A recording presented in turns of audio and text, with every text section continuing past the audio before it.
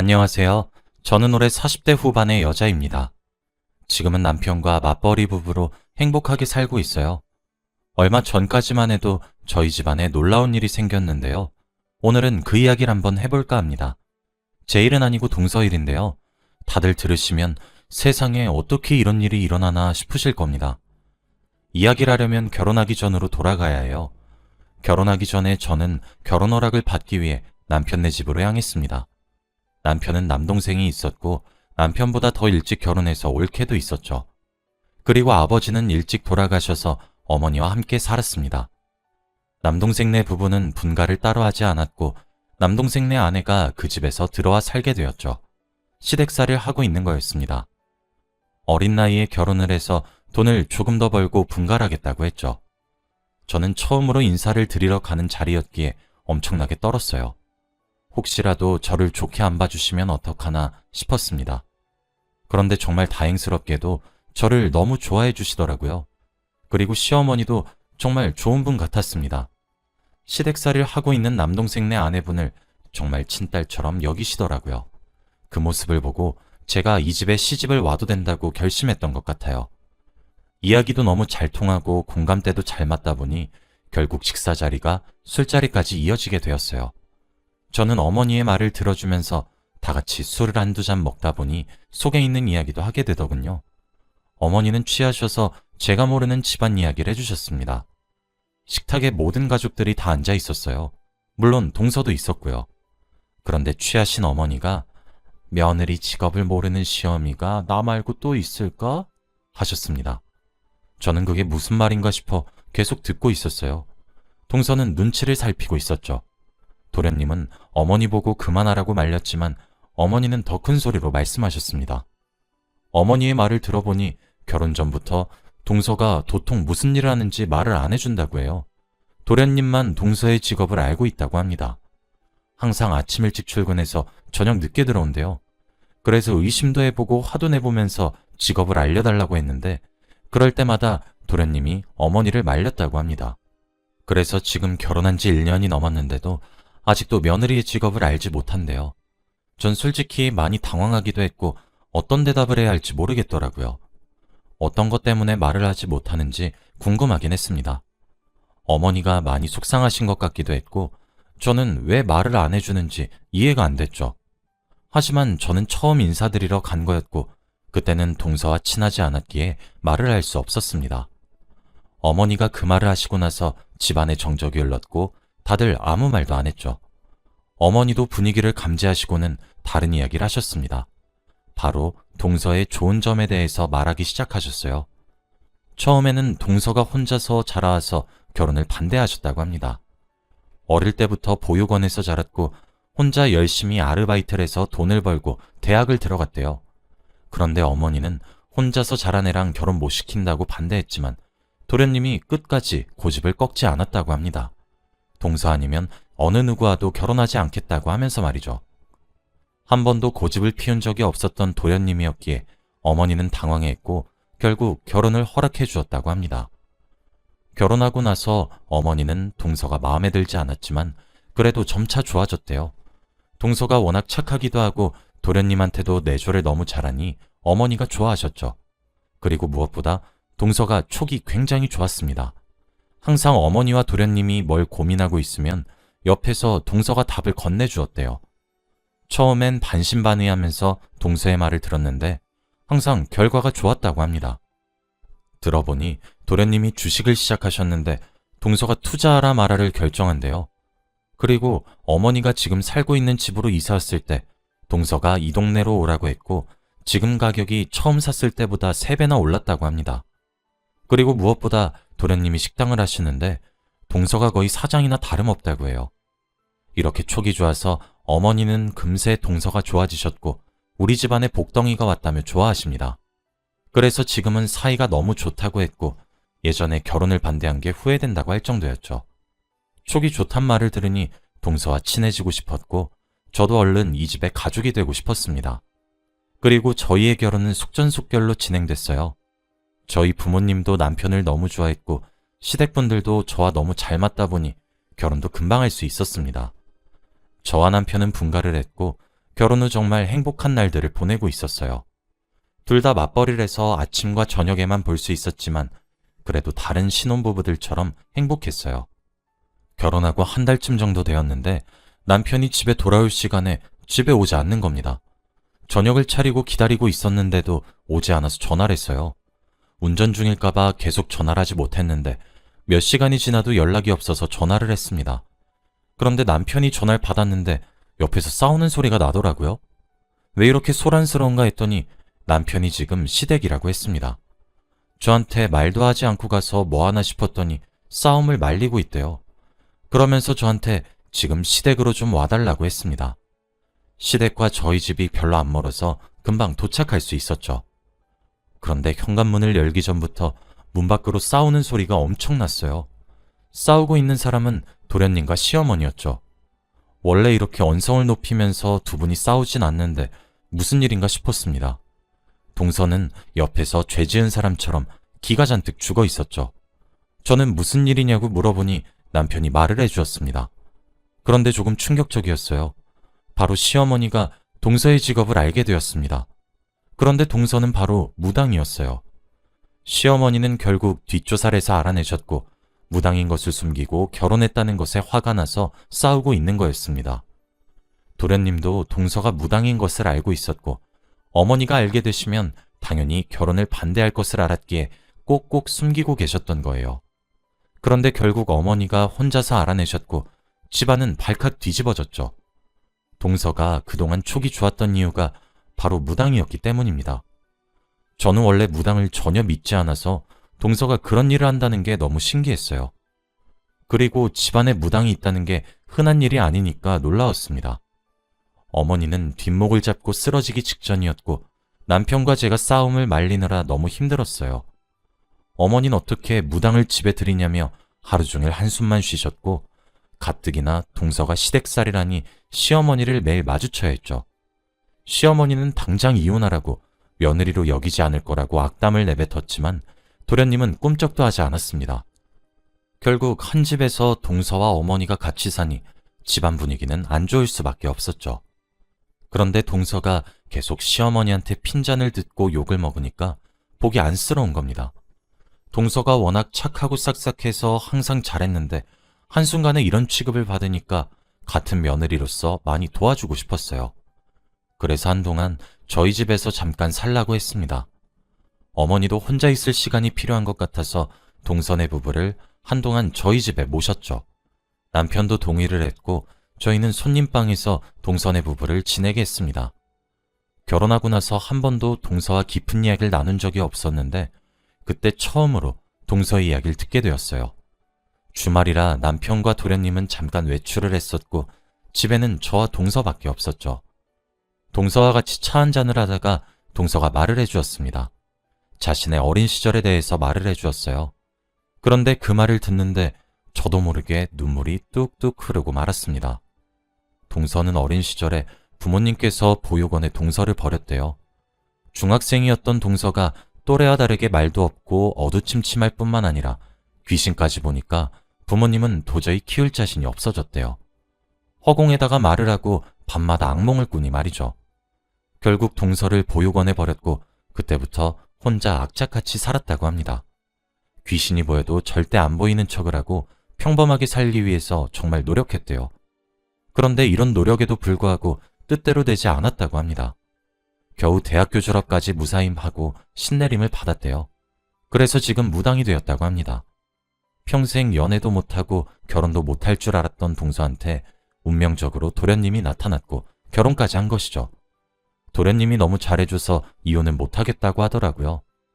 언젠간 밝혀질 거라고 생각했는데 어머니가 너무 싫어하시니 어떻게 해야 할지 모르겠다고 합니다. 동서의 이야기를 듣는데 저도 모르게 눈물이 나더군요.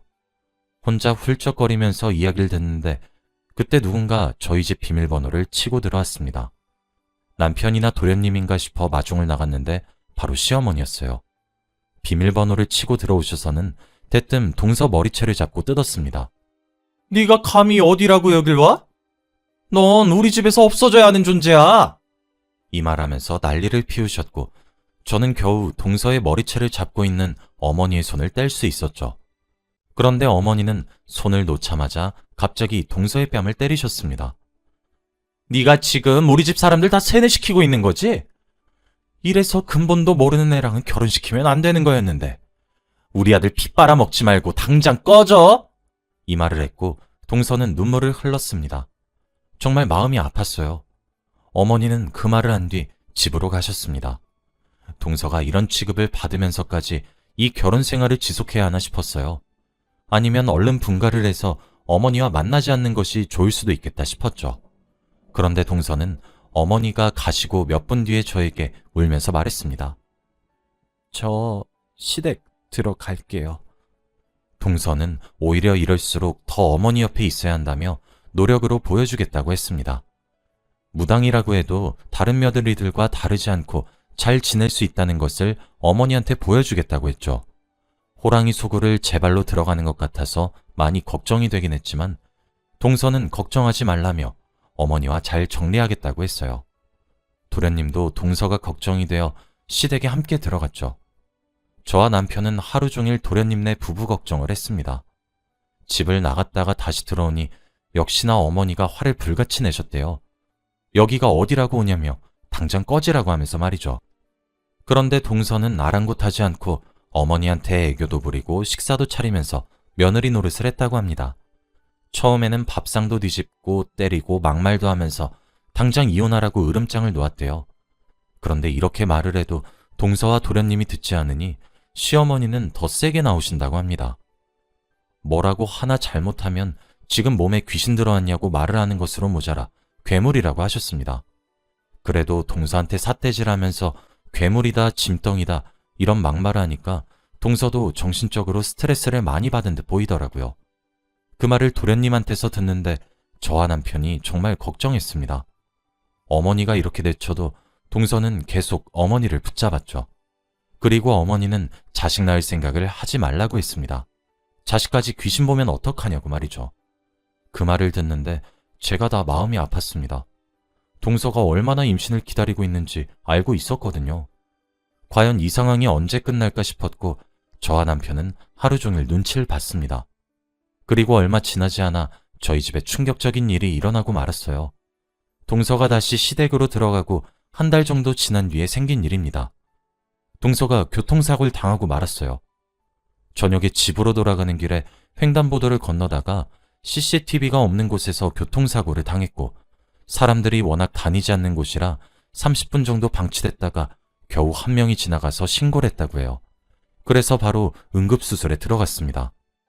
저와 남편은 그 말을 듣고 바로 병원으로 달려갔어요. 수술방 앞에서 도련님은 울고 계셨고 생사를 오가는 상황이라 저희도 많이 긴장했습니다.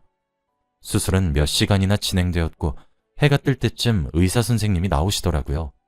다행히 생명엔 지장이 없지만 사고가 너무 심하게 나서 며칠은 눈을 뜨지 못할 거라고 했습니다. 의사 선생님도 언제 깨어날지 모른다고 했고 저희는 너무 절망적이었죠. 의사의 말이 끝나고 도련님은 다리에 힘이 풀렸는지 주저앉아서 오열을 하셨고 저희는 위로를 하고 있었습니다. 그런데 그때 남자 몇 명이 저희에게 오더라고요. 그러면서 갑자기 형사라고 하면서 경찰서에 좀 가자고 했습니다. 저희는 영문도 모른 채 따라갔고 충격적인 소식을 들었죠. 바로 동서가 뺑소니를 당했다고 했습니다. 운전자는 동서를 치고 달아났고 새벽 내내 경찰들이 찾다가 겨우 잡았다고 했죠. 그 사람의 얼굴을 처음 봤는데 전혀 반성하는 듯한 모습이 아니었습니다. 어린 남자였는데 술 먹고 음주운전을 한 것 같았죠. 도련님은 금방이라도 그 사람을 한 대 칠 기세였습니다. 그때 어머니가 오셨고 상황 파악을 하셨죠. 그리고 가해자가 합의를 요구했습니다. 정말 딱 봐도 큰 액수였지만 저흰 받지 않기로 했어요. 어린애가 술 먹고 운전을 해서 사람이 생사를 오가는 상황인데 돈을 쥐어주면 끝인가요? 그 가해자는 사과 한마디 하지 않았어요. 계속 삐딱한 자세로 앉아 있었죠. 저희가 합의를 하지 않겠다고 하니 화낸 건 바로 시어머니였습니다.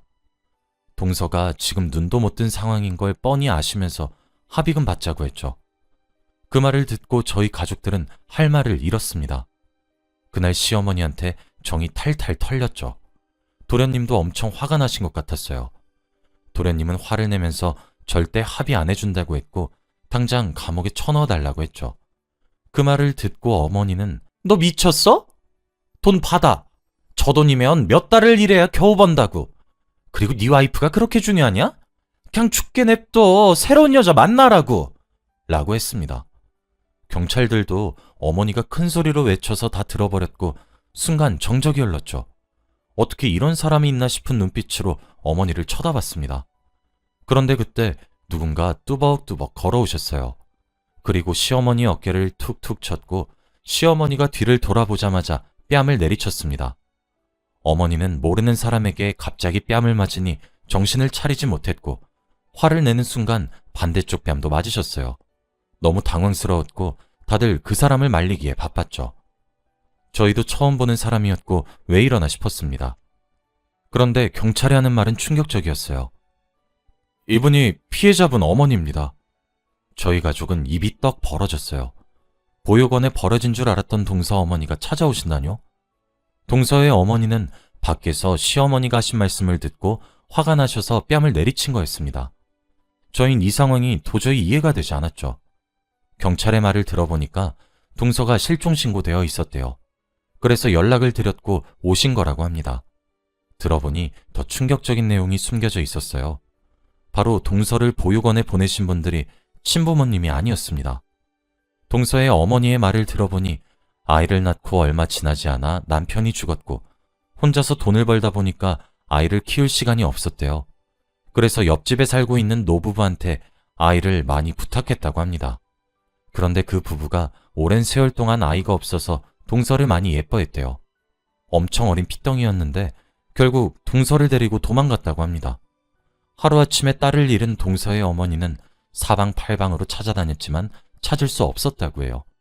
경찰들도 무시하기 바빴고 결국 이렇게 30년이 넘는 시간 동안 그리워하고 있었다고 합니다. 그렇게 몇 년 전 그 부부가 죽었단 말을 들었고 그 뒤로 계속 동서를 찾았는데 이런 취급을 받고 살 줄은 꿈에도 몰랐대요. 그러면서 시어머니를 한 대 더 치실 기세였는데 경찰이 겨우 말렸습니다. 경찰서에서는 다들 동서의 이야기로 난리가 났고 무슨 영화 같다고 말해주었어요. 저희가 봐도 세상에 어떻게 이런 일이 일어났나 싶었습니다. 얼른 동서가 일어나서 친부모님을 뵀으면 좋겠다 싶었죠. 도련님도 그날 처음으로 장모님과 인사를 나눴고 저와 남편은 그 모습을 보는데 눈물이 나더군요. 시어머니는 사람들의 손가락질을 받았고 얼굴이 빨개져서는 경찰서를 뛰쳐나갔습니다. 저희는 다 같이 동서의 병실로 갔죠. 그리고 그분은 30년 만에 딸을 처음 보셨습니다. 정말 열과 성을 다해서 간호를 하시더라고요. 지금까지 딸에게 못했던 거 다 해주고 싶다며 한시도 떨어지지 않고 동서와 붙어 있었습니다. 그리고 이런 진심이 동서한테 다였던 건지 동서는 일주일 만에 깼어요. 교통사고 후유증 때문에 말도 제대로 못하고 움직이기도 힘들었지만 저희는 깨어난 것으로 너무 감사했어요. 동서는 소리는 들을 수 있었기 때문에 자신 옆에 있는 여자가 누군지도 저희가 말해주었죠. 동서는 소리 없이 눈물을 뚝뚝 흘렸고 잡고 있는 손에 힘을 주었습니다. 정말 감동적인 순간이었고 저는 남들 몰래 눈물을 훔쳤어요. 시어머니는 한 번도 병문안으로 오시지 않으셨고 그동안 동서는 많이 회복했습니다. 그리고 친어머니와 오붓한 시간도 많이 보냈죠. 그리고 몇 년 전 일이라 동서는 아주 건강합니다. 그리고 30년 만에 만난 친어머니와 돈독한 사이인 것 같더라고요. 그리고 시어머니와 동서는 인연을 끊었어요.